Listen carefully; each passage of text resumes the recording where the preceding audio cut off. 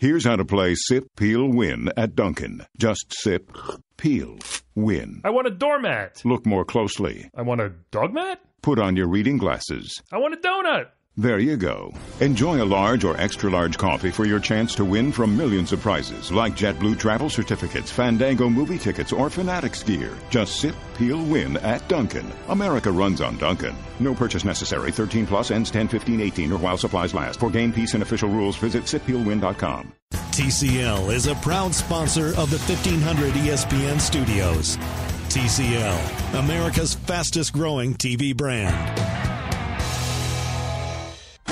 For those who simply can't get enough talk about the Vikings, we present Bonus Chatter.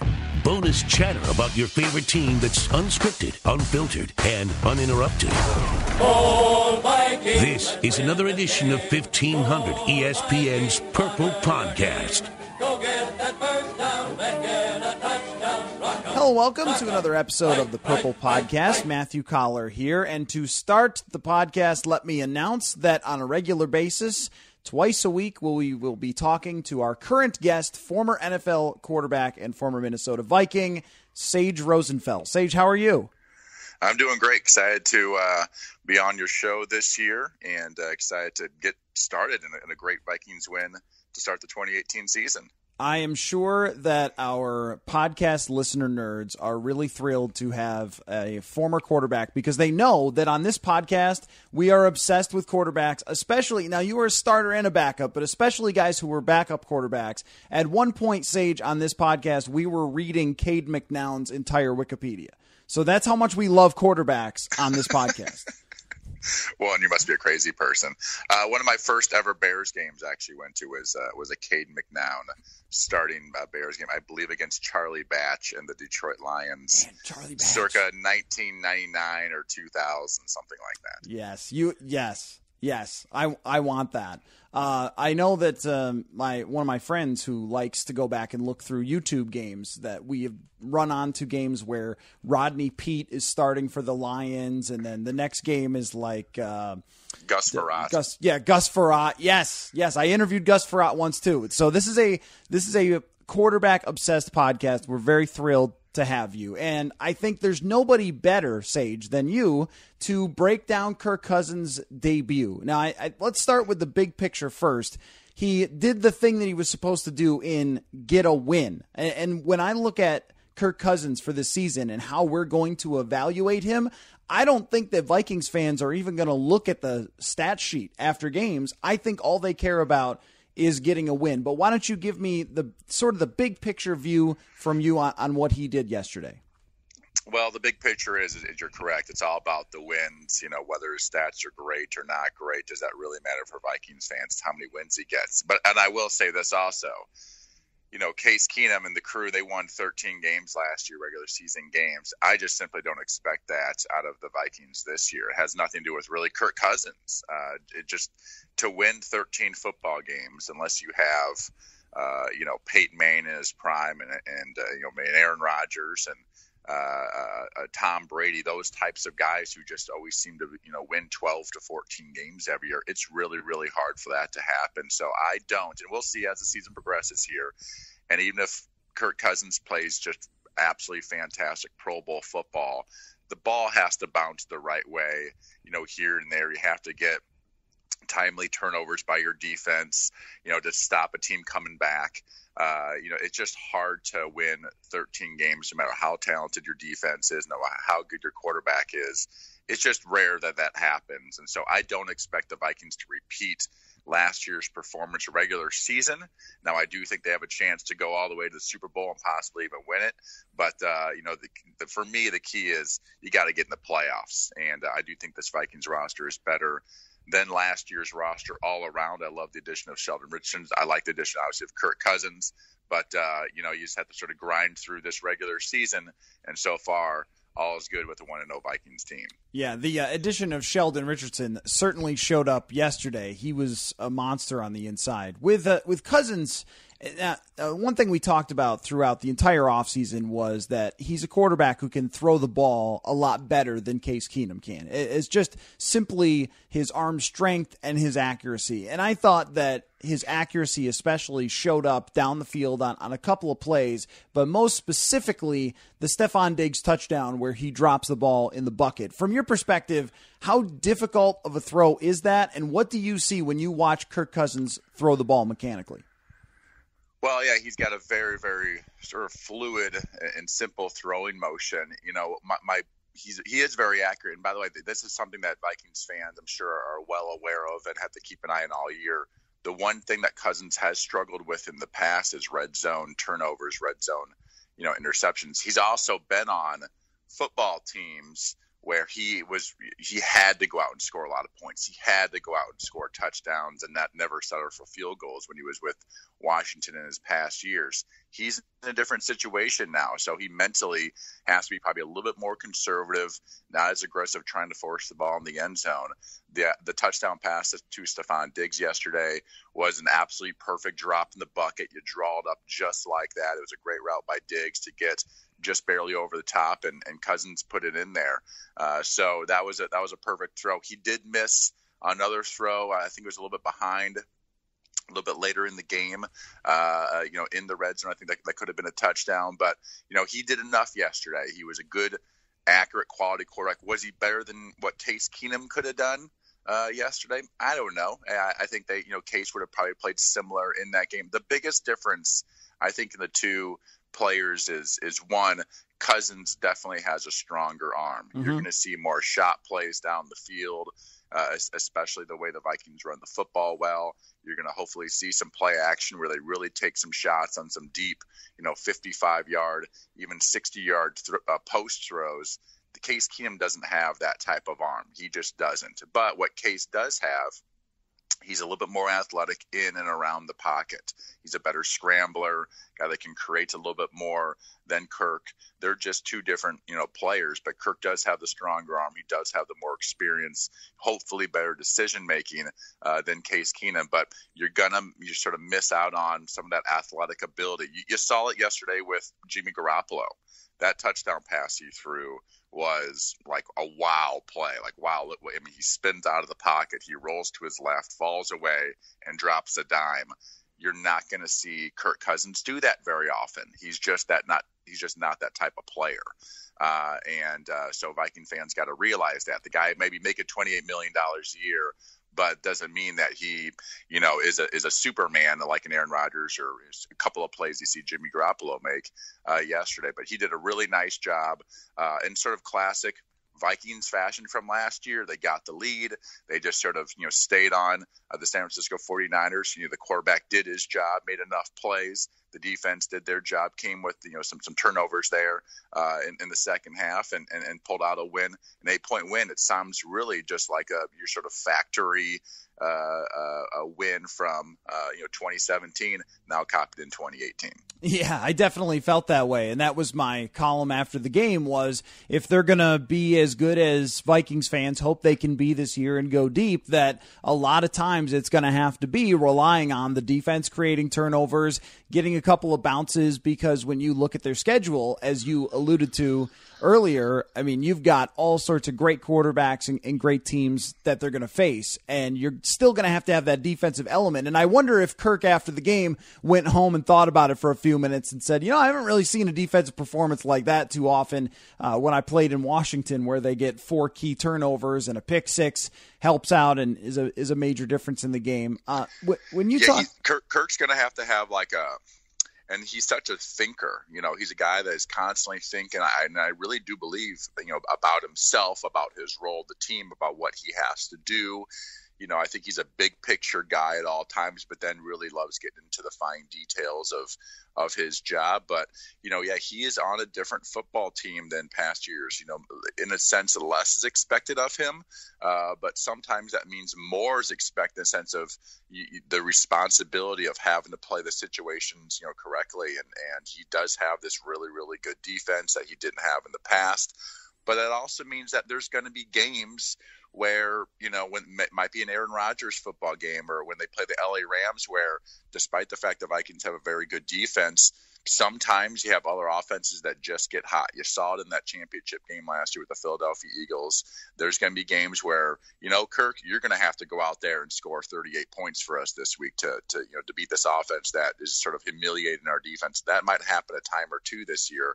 The Vikings are hoping that Kirk Cousins is that guy, that Case Keenum couldn't do that in past years or last year, bring them back or sort of keep up with the other offense. It may not happen very much this year, but even if it's 2 or 3 or 4 times, where the Vikes are hoping that Kirk Cousins is the guy that can match firepower for firepower with another team's offense. Now, I think because of that, because they do face so many good teams, that we will be talking about situational football quite a bit. And as good as Cousins played yesterday and made some big-time throws, I also thought that there were some reasons to question some of the situational things. I mean, the end of the first half where he dumps the ball to Delvin Cook for a 6-yard loss and a bunch of clock runs off. And then there was another play where he threw a dropped, what could have been a pick six by the 49ers, where he just kind of slung it out into the flat there. That there were some times where, and this is what you see when you go back and watch his career in D.C., that they were playing in a lot of shootouts, but sometimes if you were talking about 2-minute drill, it's something that they even struggled with in training camp and sometimes in the preseason, where I thought that maybe he overthought. You mentioned that he's a thinker, but it feels like sometimes he is out there a little overthinking, where I didn't have that same sense from Case Keenum or Teddy Bridgewater. Yeah, and Case was sort of a gunslinger by nature. He was at the University of Houston, where I always say, you go back to a college player's roots, and his roots, Case Keenum, he threw for like 44 touchdown passes. Every year in Houston, they throw 50, 55 times a game. And so at his roots, he was a gunslinger. And I think Kirk has become that. He wasn't that at Michigan State. He wasn't really trained that way specifically, but because Washington a lot of times was behind or in these shootouts the last few years, he has become that. So, the game gets really into sort of the fine details when you're talking about end of half, 2-minute drills. As you said, there was a couple situations yesterday, and even I think it was the second to last play of the 2-minute drill yesterday, and I think they ended up calling timeout before that, where he passes for this little short, shallow crossing route, gains 3 yards. Mm-hmm. Yep. They didn't need that 3 yards. It wasn't towards the sideline. It was near the hashes. There's really that play really does you no good, right? So you have to throw the football down the field a little bit, or just throw the ball out of bounds and not have that clock running. So this is a work in progress. By the way, it's not all on Kirk Cousins. I mean, I think when we discuss the Vikings offense or the whole Vikings team this year, then we get down to the offense and down to the quarterbacks. We also got to discuss the coaching and John DeFilippo. I mean, that's obviously a major change from the past years. This is this is his offense, and everything that happens is at the end of the day, it sort of comes down to the quarterback and to the offensive coordinator of who's responsible. So I think that's going to be a major part of this conversation too. That may not have all been on Kirk Cousins. That may have been on the offensive coordinator just as much. You had to do that a number of times in your career, where you had to switch offensive coordinators or change teams or go to a new place and learn a new offense. What type of challenge is that? Oh, it's huge. I mean, I think at the time it was a sort of a weakness, because it's hard to, there you have all these languages, and sometimes they overlap a little bit, and sometimes they're completely different. Teams can use the word, let's just say the word drive. Well, the word drive is a route combination in the West Coast offense, but it's a run play with what was the New York Giants offense when I played for them. So those things start to overlap and confuse you a little bit. And, just how, some coaches want to read a certain play high to low, and other teams it's low to high, and finding those fine details. So, yeah, it can be a very much a challenge that a lot of times takes a full year to really feel comfortable with it. You almost, feel like Kirk Cousins probably has to go through this entire season, and as he's learned this offense and this off season and training camp, and now during the season, and then have that full year, really the off season to sort of sit on it and really have that offense sort of become a part of you. And I think that's the same with the offensive coordinator. What is Kirk Cousins? What do the offensive players do? This is his first time really actually coaching. Adam Thielen, Stephon Diggs, all these players. to really get a feel how they play in game situations, and who are the clutch players, who are the guys who can really go up and get it, how you put your guys in the best situation. So as much as we all sort of think that the Vikings are one of the best teams in the NFL, you're dealing with a new quarterback who's new to his teammates. You're dealing with a new offensive coordinator who's new to the entire team, and that there is a learning curve there. And we'll see how quickly they are all on the same page as the season progresses. Yeah, I was wondering about that with the chemistry with the wide receivers. I mean, Diggs and Thielen, as we saw yesterday, are just so spectacular. Even when I looked closely at the Diggs touchdown pass, the defender does seem to touch it at the very end, and it just doesn't make a difference because Diggs drags it in. And then there's another throw that is off target to Adam Thielen where he has to reach way back, and for him, it looks routine, but every other wide receiver, that's not an easy catch at all. So these guys, as we saw last year, will make up for some of the issues if there are any. But how long do you expect it to take before in real games they truly are on the same page with the wide receivers and Kirk Cousins? Well, you could see some definite positives yesterday. I'll tell you this. I believe Adam Thielen is going to be sort of the go-to guy, in particular on third downs. The nice thing about Thielen is he's an outside wide receiver that can do all the things on the outside. He's not a burner, so you're not going to put him on a ton of deep go routes or deep post routes to take off the top coverage, but he's such a good possession receiver on the outside. And what I think was what we're going to see is we're going to see a ton of Adam Thielen in the slot, yes, on third down. You can already tell, and Case Keenum had the same thing with Thielen. It shows it's the value of a quarterback who truly understands how to get separation, understands coverages, understands timing, just sort of a natural thing that Thielen has. And Case had it with him, and you can already see it. Kirk Cousins has it with him. They're just on the same page. Thielen he is where he needs to be. He understands sort of the timing of the quarterback, when I need to come out of my break, because I bet you Kirk Cousins got to he has to get rid of the ball soon. So you can already tell that on third down, the stuff in the slot, the tight throws, he and Adam Thielen are very much on the same page, and that's a good sign for Vikings fans. Yeah, you saw a lot of that yesterday. You saw the slot fade, which the Philadelphia Eagles love to use from Thielen. It didn't hit, but that's a play I would expect to see where basically Laquan Treadwell doesn't move off the line of scrimmage, and then Adam Thielen runs a deep route there. So I would expect some of that for him running even deep out of the slot. If you could be vertical out of the slot, I think that adds a whole nother dynamic to it. And then, Sage, it seems like anytime he runs a slant, if they give him any cushion at all, he's just wide open. That's right. The slant route, especially from the slot, is one of those, there's a lot of sort of leeway within that route. You sort of as a quarterback, you have to let the receiver give him a little time to win. The defender could be outside technique, could be inside technique, and you got to find a way to get across his place. And you also have to know where to put the ball on. You're dealing with really tight quarters in there in the slot. You're running slants on the inside. You got safeties over the top. You got linebackers, inside out on those slot receivers. And so that's a route that takes a lot of time and practice and work together. And as I said, we saw it a couple of times yesterday. I think he hit at least two sort of slants from that slot position. But that's a huge spot in particular on third downs. That's where you bring in your nickel, your nickel will, as they like to call it, your third or even your fourth cornerback. That's where the Vikings can get an advantage with Adam Thielen, who's a very, very good starter, very crafty with his route running to get an advantage on the third or fourth corner of another team. So before I move on, I want to ask you one more thing about Aaron Rodgers, but give me your grade on Kirk Cousins for his debut. I give him a B. Solid B. Solid B. Nothing wrong with B's. All right, you get some B's, you get some A's, you got a 3.5, and you're getting to a nice college, right? So, I think a solid B yesterday.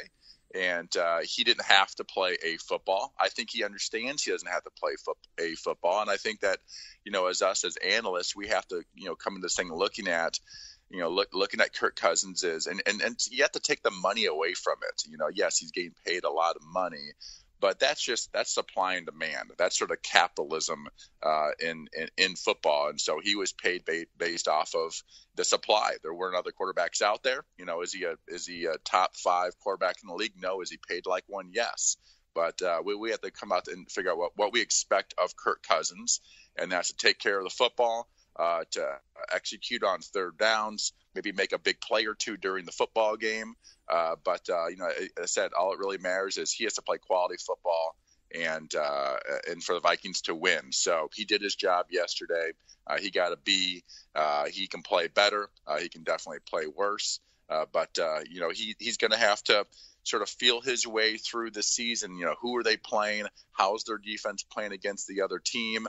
And, usually when you have a lead like the Vikings have yesterday, it's hard to play a football. You're playing a little more conservative. You're going to take fewer chances, and it's not going to always look as great. If you're behind, man, you're slinging it all over the field, and you can look great sometimes. But Kirk Cousins is just not going to be in one of those situations for the most part throughout 2018. Okay, I'm very good with your B grade, and I think the biggest thing was him not turning the ball over. That was something that was an issue at times in Washington, where he was at the top of the league in fumbles over the last couple of years, and to not have any fumbles, even though he faced pressure, to not have any interceptions, that was his biggest win, because on the other side, they were turning the ball over pretty consistently. But before we go, Sage, let me just ask you about that freak show, Aaron Rodgers, and what he did last night against Chicago. When you, as a former quarterback, watch that, do you just go, how, man? How does he do it? Is that like a baseball player who's really good, but then watches Barry Bonds hit it 700 feet and it's like, come on, man? Yeah, well, I study quarterbacks for a living, and I train them and study throwing motions and the way Tom Brady throws and shoot the way Kirk Cousins throws. But Aaron Rodgers has a very specific way he throws the football and how he generates so much power. It starts off with his lower body, and then the way he twists it and the way he can just generate so much speed and power with his upper body. Obviously, yesterday he was playing with, one leg basically, but he's probably the only guy in the league that just can generate so much whip and so much power to still throw the ball 20, 25, shoot 40 yards down the field. He threw that go route yesterday for probably almost 50 yards down the field on one leg. It's just absolutely incredible. He's got huge hands, which creates a lot of spin on the ball, helps it fly even further through the air. He's the best there is in the game. He's got, I think, probably the highest ceiling of any quarterback in the NFL as far as when he's, got to really step on the gas. He can do it better than anybody. Yet we saw a absolutely spectacular performance yesterday by the Green Bay Packers and by Aaron Rodgers. And we all thought that Bears game was over. We thought, hey, tell you what, the Packers are probably out of the NFC North race. Might be a Bears. The Bears might be included now. They're looking really good. They got Khalil Mack and Trubisky's looking better. And sure enough, the Bears do what the Bears have been. And Aaron Rodgers was a magician last night. But also, if you're up by 3 at the end of a game and you have 1 yard to go, and then you don't have to give Aaron Rodgers the ball back, just go for it. Just get the yard. Don't go up by 6 that he's going to score a touchdown. It was like the most predictable thing ever. It was, and I actually always say there's times where I would rather be up 3 on a guy like Aaron Rodgers or Tom Brady than 6. If it's 6, they know they have to score a touchdown. But it's 3, they might get a little more conservative once they get the ball, to your red zone and end up just sort of, all right, we got a field goal to tie. We'll go into overtime. So sometimes I'd rather be up 3 than up 6 against a guy like Aaron Rodgers or Tom Brady. If you've ever heard of or toyed around with win probability, you have a higher win probability at that moment being up by 3, even if you turn the ball over and them having to drive the whole field, than you do by 6. Exactly what you're saying, because most teams have the mentality of like, well, let's get into field goal position, and then they get conservative, and then you still have a chance to win. But I was just tearing my hair out that this is a coach who's supposed to be aggressive and he's supposed to be young and innovative, but yet it seems that he sort of copy and pasted some of the game management from Andy Reid. Well, and they got Jordan Howard, who really played well yesterday. I mean, he's like the perfect back. He's probably I would say in those situations, to me, looks like probably one of the 5 to 7 backs that I was like, hey, we got Big Howard. Let's give to him for a yard, So it can be really hard to pick up 1 yard, but I would rather do that than try to throw the ball, with my young quarterback to just pick up that 1 yard. And they had been running the ball pretty dang well. That's a topic of conversation for another time. But the Packers defense did not look great last night, and definitely against the run, there were some nice runs that the Chicago Bears had throughout Sunday night. All right, Sage, awesome stuff. Great debut for you and Kirk Cousins. I'll give you a solid B. I'll say it's a B. I'll take it first time. Well, the good thing is I got a good defense. I got a good partner on the other side. So, sometimes I just have to play B football to pull out the win.